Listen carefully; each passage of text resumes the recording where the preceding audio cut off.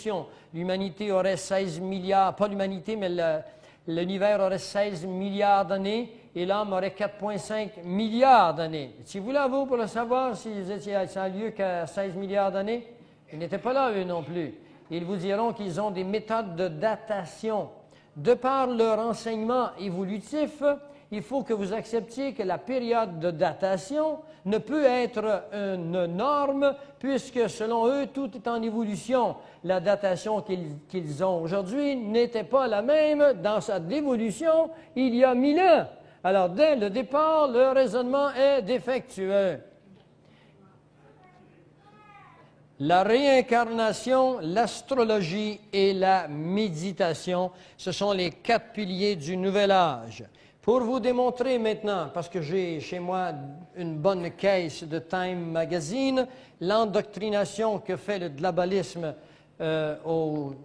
sur les religions, Time Magazine à tout moment publie d'endoctrinement au nom d'un grand journal. What does science tell us about God? Qu'est-ce que la science nous dit sur Dieu? Vous pourrez le lire et vous verrez que la science répond que Dieu, finalement, c'est l'ensemble de chacun de nous. Time Magazine, dans ce journal du mois d'août 1994, dit que l'infidélité, c'est dans vos gènes, vous n'y pouvez rien. La Bible nous dit que l'infidélité, c'est un péché. C'est une faute de la volonté, c'est une décision de l'homme, c'est un péché, quoi. Alors pour eux, vous n'y pouvez rien, c'est dans vos gènes. Et on vous montrera ici comment l'homme a commencé. Et ce n'est pas tous les mois, de temps en temps, ils en passent comme ça. Et le peuple ignorant nie cela, sans connaître ce que dit la parole de Dieu. Et puis finalement, mais sur la rue, vous rencontrez des gens. Comment pensent-ils? Eh bien, ils croient qu'ils n'y peuvent rien s'ils sont infidèles. C'est dans leur gène. Ils n'y peuvent rien s'ils sont de telle façon. Mon ancêtre était un singe.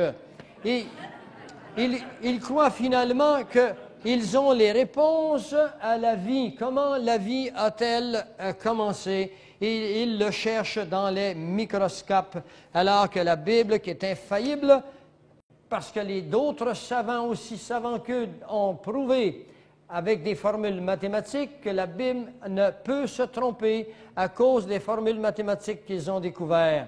Et finalement, ils ont préparé l'humanité. Si jamais en Europe ou ailleurs sort un homme hors de l'ordinaire avec du charisme, tant et aussi longtemps qu'ils ne seront pas entièrement prêts, ils écraseront cet homme parce que qu'est-ce qui arrive au leadership dans le monde? Eh bien, il n'y en a plus de leadership. C'est ce que cet article veut montrer. Il n'y a plus aucun chef qui est digne d'un chef qui peut amener l'humanité là où eux veulent l'amener.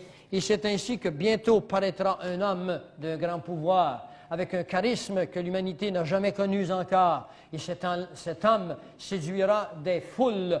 Il les séduira par la technologie, par des prodiges, par des miracles. Et si vous ne savez ces choses, vous serez séduits. Nous ne sommes pas les enfants des ténèbres pour que ces choses vous surprennent.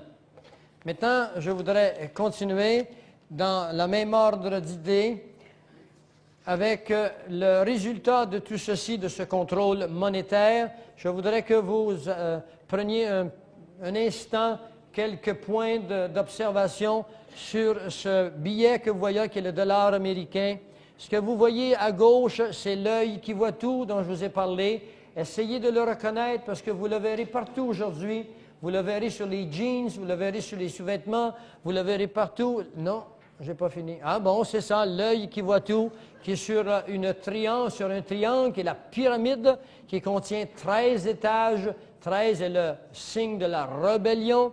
Et en dessous, vous verrez MD, CC, LXX, V1. Ce sont des codes, ce sont des signes romains qui veut dire 1776. En haut, c'est marqué Annuit Coptis, annonçant la naissance. En bas, Novo Ordo Seclorum, d'un nouvel ordre mondial. Et c'est M.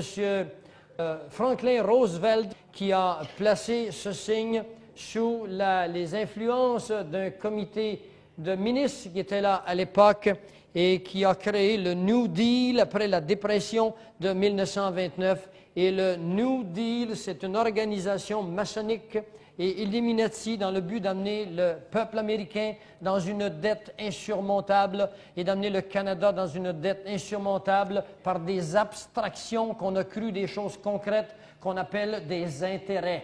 Les intérêts sont des abstractions, ce n'est pas de l'argent qui a été créé, ce n'est pas de l'argent qui a été gagné, c'est de l'argent qui monte d'elle-même à partir d'une équation.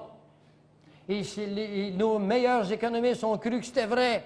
Et la dette du Canada est rendue à 600 milliards de dollars. Et si vous ajoutez la dette des provinces, la dette des commissions scolaires, la dette des particuliers, le Canada a une dette de 2,4 trilliards de dollars. Celle des États-Unis s'élève à près de 26 trilliards de dollars. Ce qui est irrécupérable, et c'est ce qu'ils veulent que ce soit récupérable, parce que bientôt la Banque mondiale, le Fonds monétaire international, viendra demander au Canada de lui remettre le Canada, c'est-à-dire nos routes, nos pouvoirs électriques, nos mines et les cerveaux du pays, afin qu'eux puissent se payer sur cette dette qui a été créée à partir de rien, avec des intérêts dont l'argent n'a jamais été créé. J'aimerais vous lire ici juste un petit document qui est écrit par Don McElvaney, qui est un chrétien, bien sûr, mais qui est un financial reporter. C'est un reporter financier américain qui est lu dans 52 pays à travers le monde. Voici ce qu'il nous dit. Alors, c'est Don McElvaney qui parle. Il dit, le général George Keegan, ex-tête de US Force Intelligence, c'est-à-dire de l'aviation américaine, m'a dit personnellement qu'il croyait qu'il y a environ 50 000 agents du KGB dans les États-Unis aujourd'hui, qui sont là avec la philosophie que je vous ai montrée dans le but de transformer la vie américaine et de l'amener au même niveau que la vie qui se passe en Russie. Il nous dit ceci, il y a un livre qui s'appelle « When time shall be no more », quand le temps n'existera plus.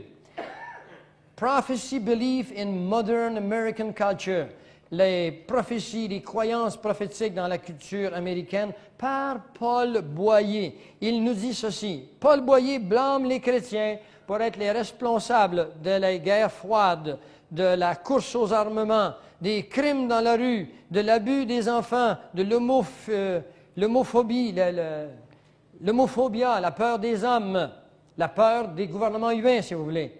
Moi, j'en suis un, moi. J'ai de l'homophobie. J'ai peur de mes gouvernements. Je parlais avec quelqu'un hier qui était très proche de moi, qui me disait « Gouvernement, c'est nous! » Ben, j'ai dit « Viens ici, on va s'asseoir, on va se parler, toi. » Des gens intelligents que je connais et que j'aime, qui n'ont plus aucun jugement. Leur cerveau a été lavé complètement. Responsables de la pauvreté et de virtuellement tous les problèmes et les maladies de ce pays. On parle des États-Unis. En essence, ce livre réclame que les chrétiens fondamentalistes, c'est moi ça, sont très, très dangereux pour notre société. Alors voilà. Maintenant, je voudrais vous parler et vous expliquer que la technologie a été placée sous les ordres de ceux-là qui, avec nos taxes, sont en train de monter contre vous et contre moi une conspiration irréversible.